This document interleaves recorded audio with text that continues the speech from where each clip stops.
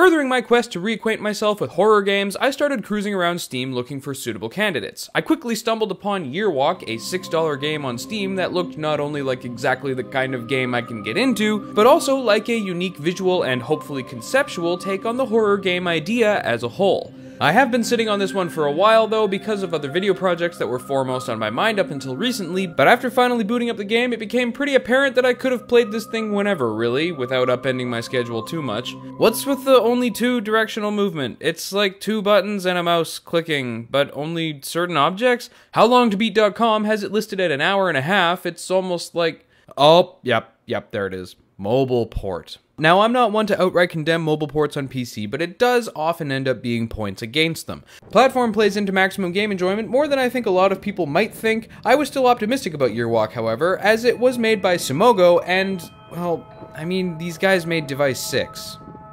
That shit was brilliant. So in keeping with what one might expect from a mobile port, Year Walk has a shockingly simple design that doesn't really demand lots from the player other than location and observation. It can be a bit confusing at first because objects that can be interacted with are often not that different from environmental decoration, so getting into the swing of things can be a bit challenging. Speaking of swing of things, the constantly moving to either side wore really thin on me really quickly. I mean, it wasn't a deal breaker obviously, but this game has you doing a lot of walking. Kind of feels like I'm walking for a year. And constantly watching the landscape scale past you made me feel a bit queasy at times. But these really are the only 2 gripes I had about the game. If you can get past the quirky execution, Year Walk is a beautifully designed game when it comes to aesthetic. The winter-blanketed forest surrounds you as much as your player character, the monsters, for lack of a better word, are simple yet unique and creepy, and the sound design, oh, that right there deserves a resounding wow. I've never really seen a game be made or broken on its sound design quite like Year Walk. Aside from the puzzles that require active listening and audio interpretation, just the environmental sounds alone are enough to create a really strong sense of engagement, or even immersion, a term I don't really like to throw around that often. Your muted footsteps as you walk delicately through the snow, the way you manipulate items, it all furthers not only the raw action of the player interaction, but beautifully builds up the aforementioned visual aesthetic that drew me to this game in the first place. At times I even found myself wishing the soundtrack, which was also excellent, would shut up just so I could listen to the ambient sound effects some more. Year Walk is, as you might have already guessed, a puzzle game, falling not far out of the new wave of point-and-click adventure games that we've been seeing these days. Items can only be interacted with if they are part of the puzzle at hand, a mixed blessing as it streamlines the game but does noticeably diminish the depth of play. Year Walk is quick to make up for this shortcoming, however, by including multifaceted observation puzzles. Challenges that, rather than hide answers at the end of a simple interaction puzzle, require the player to make mental connections through careful consideration on their own during the entire course of the game.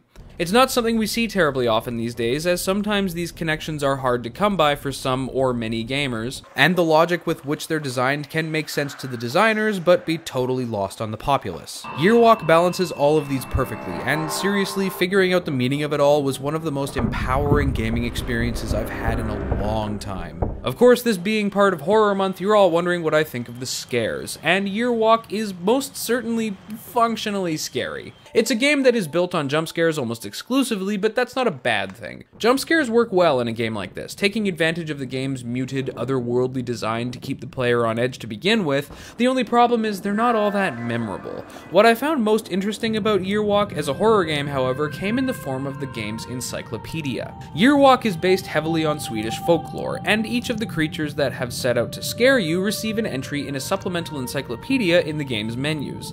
These entries, while innately harmless in of themselves, do a great job of enhancing the more macabre elements of the game, and reading the brief history on each of these creatures provided a great amount of context and furthered my thinking on what each of these monsters were doing in the game. I will say that the story present here in the game is not as engaging as I would have hoped it to be, which is to say it's not the selling point here. The actual events of the story are predictable and inconsequential really in the grand scheme of things, and all of these references to folklore seem like they were more microcosms of aesthetic design existing around the narrative rather than for or within it.